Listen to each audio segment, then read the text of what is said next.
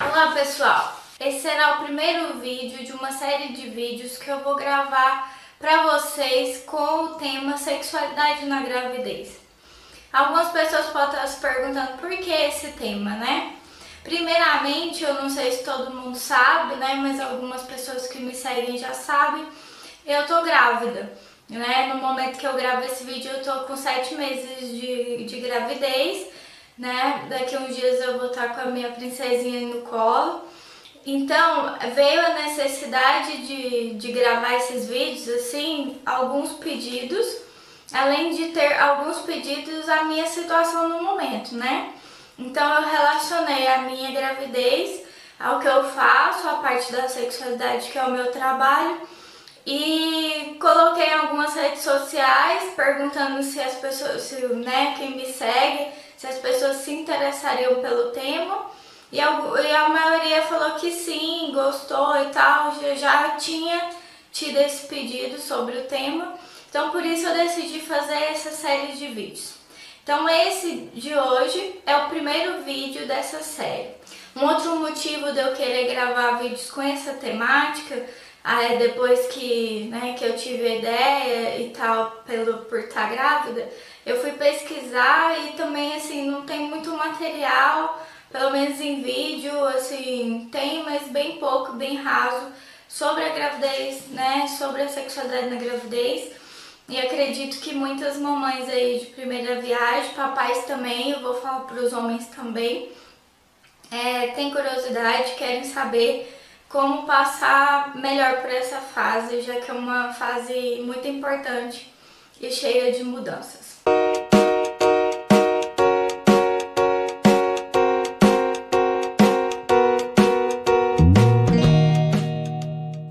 Então, esse vídeo é sobre o primeiro trimestre, tá bom?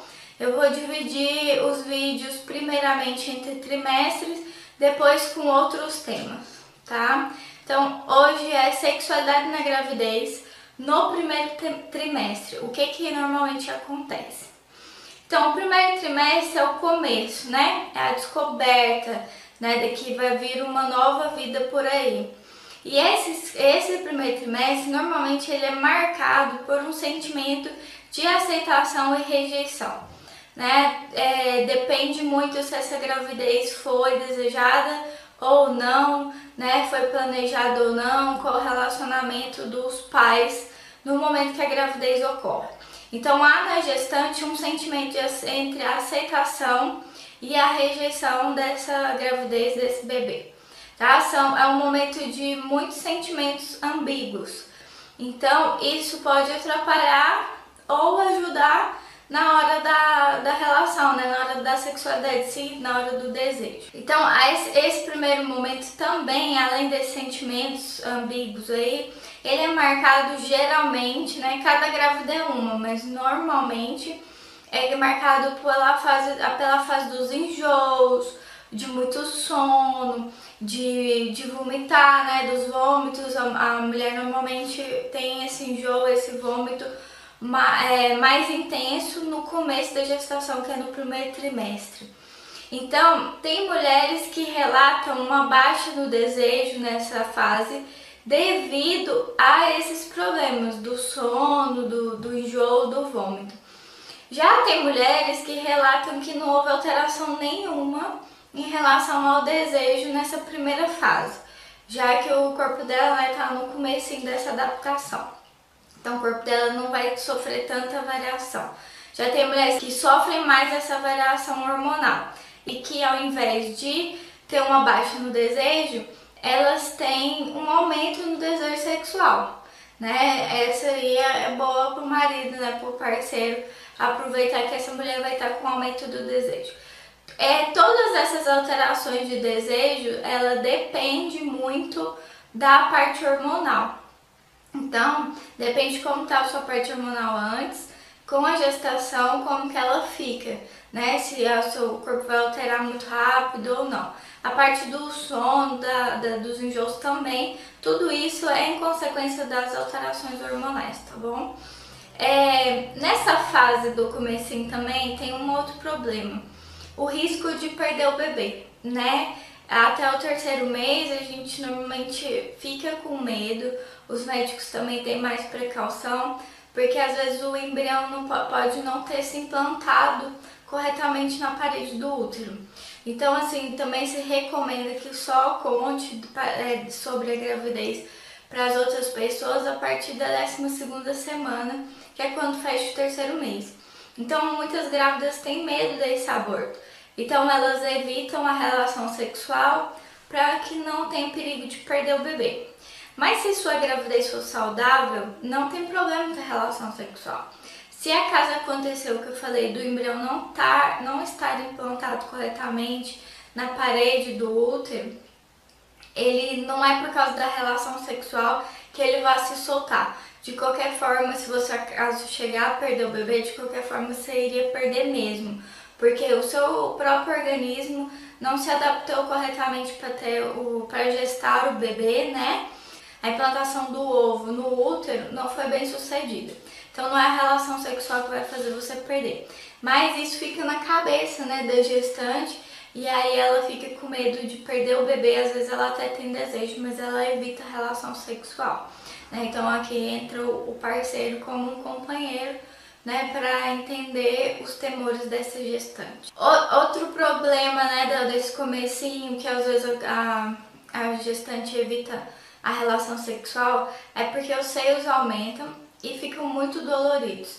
Então, na hora da relação, né, o toque no seio deixa de ser prazeroso e começa a ser um incômodo. Então, elas evitam para que não tenha esse toque nos seios, tá? Ou não tenha a pressão do corpo do parceiro em cima dos seios, porque ele aumenta e fica dolorido. Por outro lado, né, as que têm os seios pequenos, elas podem até ficar mais propícia para o sexo por estar com a autoestima um pouco mais elevada pelo fato do seio ter aumentado e finalmente estar do tamanho que ela desejava ou um pouco maior do que o que ela tinha e que ela não gostava. Então ela fica com a autoestima mais elevada, então ela tem um aumento do desejo, tipo, ela quer expor aquilo, né, o seio maior, ela fica se achando realmente, ela se acha mais bonita. Então a mulher, quanto mais ela se acha bonita, mais ela tem uma abertura para a parte sexual. É super importante essa parte da autoestima. Estou falando aqui por cima, mas em outros vídeos eu vou falar mais sobre a autoestima, a relação da autoestima, da gestação e da sexualidade também, que é muito importante, tá? Outro problema aí, né, na sexualidade feminina, masculina durante a gestação são as crenças do senso comum. Então, nesse comecinho, falou pra todo mundo que tá grávida, começa as crenças, isso, aquilo, não sei o que, fulana perdeu o bebê, fez isso, não sei o que. Então, assim, é muita crença do senso comum que a gente não tem comprovação científica e que isso pode também ficar na cabeça da gestante e ela ficar com medo de ter relação por causa dessas crenças, das histórias que o pessoal conta. Então é importante também analisar tudo isso, tá? E tentar separar, tá? Você mulher gestante, tentar separar e o parceiro dar o apoio necessário para que essa mulher consiga separar, né, o que é verdadeiro do que não é. O que se recomenda é que se siga a recomendação médica. Se o médico falar que pode ter relação sexual, pode ter relação sexual. Se ele falar que não pode ter relação, então não pode ter relação, tá bom? Essas 12 primeiras semanas, como eu falei, elas são muito delicadas. Então, para as mulheres que normalmente praticam pompoarismo, eu tô falando do pompoarismo aqui porque eu faço muito no meu canal, né, ou a ginástica pélvica, não se recomenda que faça no primeiro trimestre. Igualmente a fisioterapia. A fisioterapia ela tem um trabalho muito legal de preparação para o parto, independente se for cesárea ou normal, tá? A gente prepara a mulher para o parto, ajuda nos incômodos da gestação, mas a fisioterapia ela só deve ser iniciada também a partir da 12ª semana. Então você que já pratica o pompoarismo no começo da gestação, não pratica, tá? Ele é uma das contraindicações do pompoarismo, pelo mesmo motivo que eu falei sobre a implantação, tal, esse comecinho ali, seu corpo está com muitas adaptações para manter esse embrião no seu corpo. então, né, no seu útero e para gestar. Então, não faça os exercícios do pompoarismo até a 12ª semana. Depois você tá liberada, tá? E também tenha cuidado, até a 12ª semana, pegar peso, essas coisas também não é muito legal. E na relação sexual, não é legal também você ter uma relação sexual cheia de pirueta, de não sei o que, de posições estranhas e que force muito, né? Ou que tem uma penetração muito profunda ou muito malabarismo. É importante que você tenha uma relação sexual normal, ao que tá habitual, para não forçar muito o seu corpo também, tá bom? Para proteger o bebê em si. Uma coisa muito importante que eu queria falar pra vocês é o seguinte: a mulher que tá com alteração do desejo, que ela não tem vontade de ter relação, às vezes ela se força a ter relação só pra satisfazer o parceiro. Então é importante que essa mulher se respeite e que ela não force a relação só para satisfazer o parceiro. Então, como que resolve, né, esse problema? Porque o parceiro vai querer ter relação e essa mulher, às vezes, né, depois eu vou falar sobre a parte do homem, às vezes esse homem quer ter relação, às vezes ele não quer também. Então, é importante que esse casal, né, porque quem tá grávida não é a mulher, é o casal tá grávido, né, nasce uma mãe, nasce um pai. Não tem como nascer só a mãe, apesar de muitas mulheres criar os filhos sozinhas, nascer um pai, mesmo que ele não esteja presente. Então, nessa relação, né, do homem e da mulher, é importante mais uma vez, né, eu já disse isso em outros vídeos, de novo, o diálogo. O diálogo é sempre o melhor remédio para resolver os problemas da relação no geral ou da relação sexual em si. Então, conversar, né? A mulher tem que expor quais são os seus medos. Ah, eu não quero ter relação, não é porque eu não tô com vontade, eu não te desejo mais, né? Porque o homem, ele também pode se sentir mal, né? E achar que a mulher não deseja ele mais, que agora ela conseguiu o que ela queria, quer engravidar, né? Depende dos contextos do casal em si, né? Da relação. Então, é importante isso, vocês conversarem. Não é o problema, não é porque eu tô com uma baixa do desejo, pela alteração hormonal, ou porque eu tô enjoando muito, vomitando muito, eu não tô sem energia nenhuma, né? Porque assim, tem mulheres que no começo, se deixar, elas só dormem, elas não querem fazer mais nada. Muito menos pensar em sexo, entendeu? Porque o embrião meio que puxa essa energia para ele, né? Para esse começo de formação. E pela alteração hormonal, como eu já havia dito. Então a conversa é o melhor remédio, tanto para esse problema como para todos os problemas. Então, casal grávido, né? O casal grávido.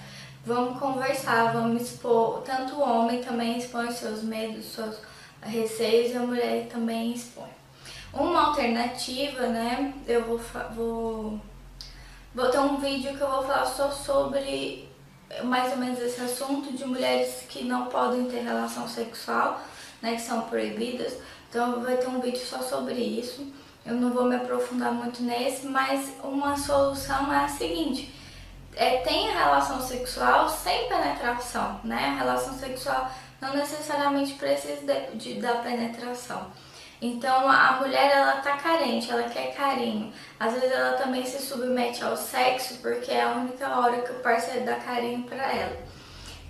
Então senta, conversa e tenta adaptar essa relação sexual para que os dois se satisfaçam, mas sem penetração, sem muito esforço físico, sem ferir os desejos um do outro, sem ferir o limite um do outro, respeitando um ao outro. Isso era o que eu tinha para falar para vocês sobre o primeiro trimestre.